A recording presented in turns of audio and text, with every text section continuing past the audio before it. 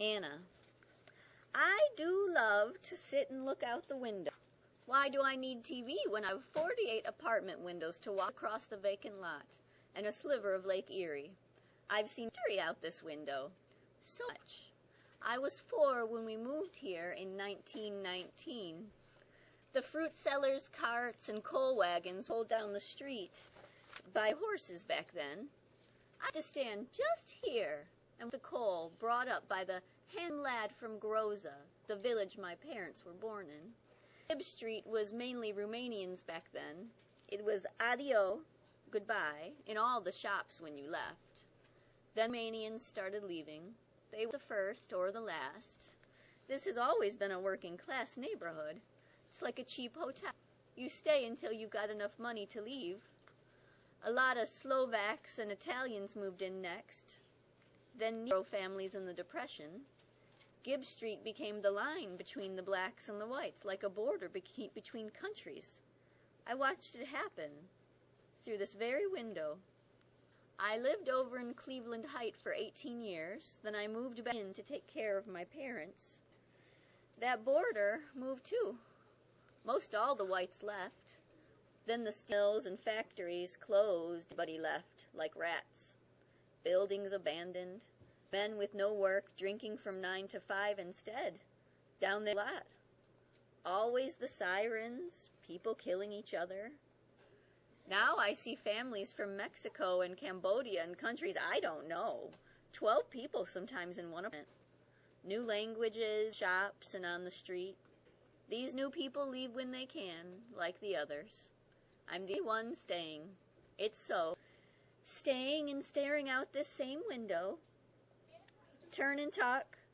So far, what seems to be the narrator's impression of the neighborhood? What has she told you about the neighborhood so far?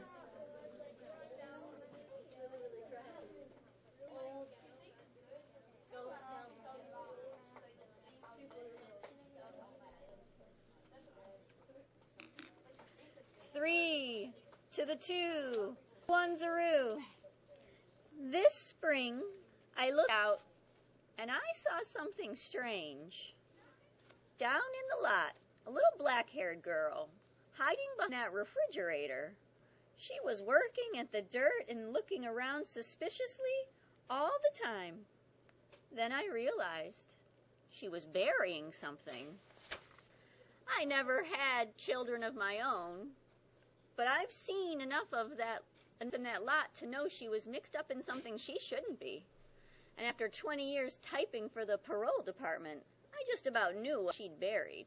Drugs, most likely, or money, or a gun. The next moment, she disappeared like a rabbit. Turn and talk. Who's that little girl?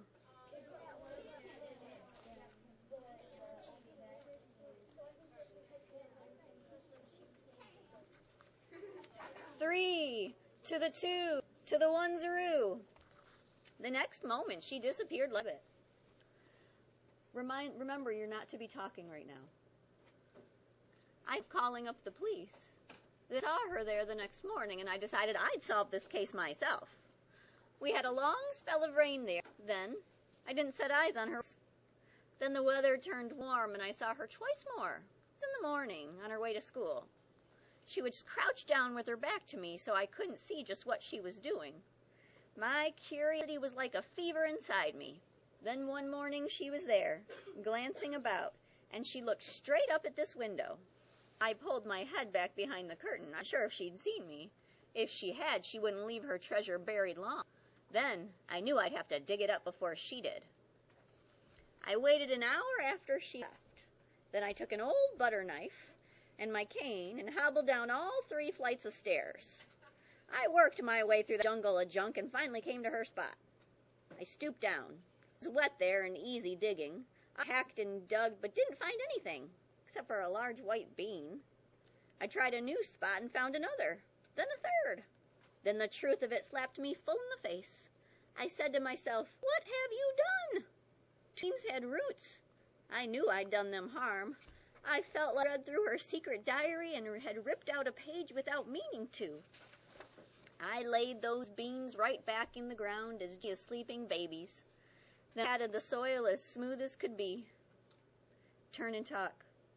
What did the narrator, what did she realize, this lady, did she realize? Turn and talk.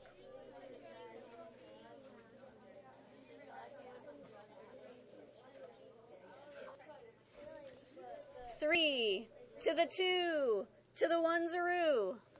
Then I patted the soil as smooth as could be.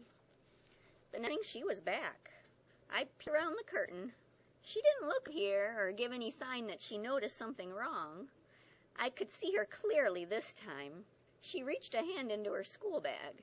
Then she pulled out a jar, unscrewed the lid, and poured out water onto the ground.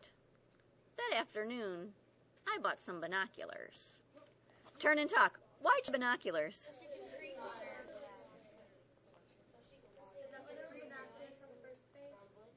And I heard you noticed there were on the first page binoculars. It's something that goes with the character Anna. And then if we go back to the very first chapter with Kim, what's on the first page? Yeah, a lima bean. Yep. Okay, in your notebook, you're going to now give a try for a summary and a theme idea. See if you can try the somebody wanted, but da-da-da-da-da, so this. If you have to change the phrasing a little, that's okay. Give that a try right now, please.